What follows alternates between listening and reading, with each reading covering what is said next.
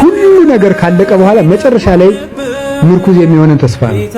አንድ የምትወደድ ሰው ልንገራችሁ፣ ሶስና የምትባል ሰው መጽሐፍ ቅዱስ ላይ ያለች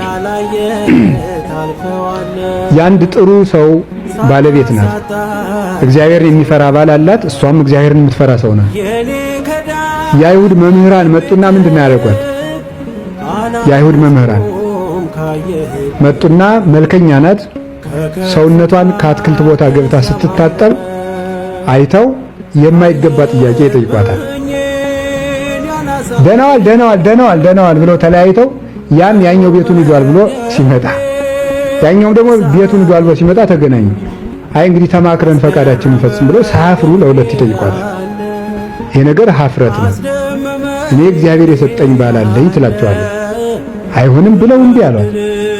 እምቢ ካልሽማ ዝሙት ስትሰራ ያዝናት ብለን ለሕዝቡ እንናገራለን። በአይሁድ ሥርዓት ደግሞ ዝሙት ስትሰራ የተያዘች ዘንድ ሰው በድንጋይ ትወገራለች። ስለዚህ የእኛን ተሰሚነት ደግሞ ታውቂዋለሽ፣ ስለዚህ ትወገሪያለሽ አሏት። አይ በእናንተ እጅ በእግዚአብሔር እጅ ከመውደቅ በእናንተ እጅ መውደቅ ይሻላል፣ የፈለጋችሁን አድርጉ አለቻቸው። እግዚአብሔር ከሚጣለኝ የፈለጋችሁትን አድርጉ። ተነሱና ስሙ እስራኤልን በሙሉ ሰብስበው በስደት ሀገር ይችን ሴት ከባሏ ውጭ ስታመነዝር አግኝተናታል። በድንጋይ ትወገር። ደግሞ በእስራኤል የሴቶች ክብራቸው ራሳቸውን መከናነብ ነው። ራሷን ትግለጠው ራሷን አሉ። ክብር የላትም እጅ ልትከናነብ አይገባትም አሉ። ሊቃውንቱ ግን በምስጢር ይላሉ፣ በምስጢር ውበቷን መጥገብ ፈልገው ነው። ከዚያ በኋላ ታውርድ ክንብንዋና አወረደች። ምን አደረጉ? ሰው ሁሉ ትገደል ብሎ ወሰነ።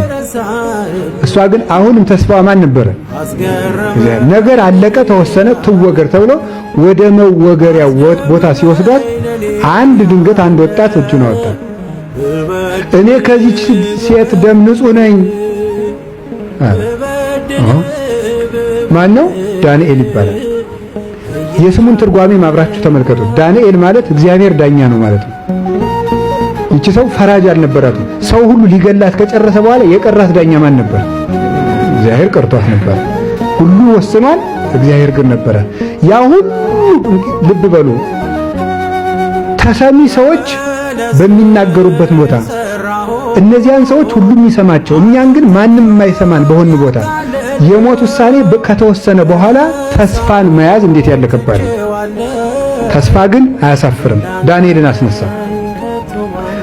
ቆይ እነዚህ ሰዎች እንመርምራቸው መጀመሪያ ተባለ። ለብቻ አደረገና መስቀለኛ ጥያቄ ጠይቃቸው። አንተ ከምን ዛፍ ስር ነው ያለ? ከሾላ። አንተ ከምንድን ነው ያያቸው? ከወይን ዛፍ ስር። ውሸት ለየብቻ አድርጎ ሲጠይቀው የሚቀስፋችሁ መልአክ በፊታችሁ ማለት መልአኩ ሁለቱም ሰነጠቃቸው። ይገርማቸዋል። እነዚህ ሁለት ሰዎች ሁለቱም ለፍላጎታቸው ይፈልጓታል። እምቢ ስላላቻቸው ግን የጠላት እኔም ወዳጄ ነው ተስማሙ። ይገርማሉ። ተስማሙ። እነዚህ የተለያየ ዓላማ ያላቸው ቤተክርስቲያንን ለማጥፋት ሲሉ የሚስማሙ ሰዎች ናቸው። ይገርማቸዋል። እነዚህ ሰዎች ማለት ቤተክርስቲያንን ለማጥፋት ሲሉ ይስማማሉ። የኔና ያንተን ጠብ ኋላ እናወጋዋለን፣ ፊት ክርስቲያኑን እናጥፋው የሚሉ ማለት እንደዚህ አይነት ኑሮ የሚኖሩ ሰዎች ናቸው። ግን ያቺ ሶስና ማን ትመስላችኋለች? እናታችን ቤተክርስቲያን ናት። የሚቀራት ዳንኤል ነው፣ እሱም ክርስቶስ ነው።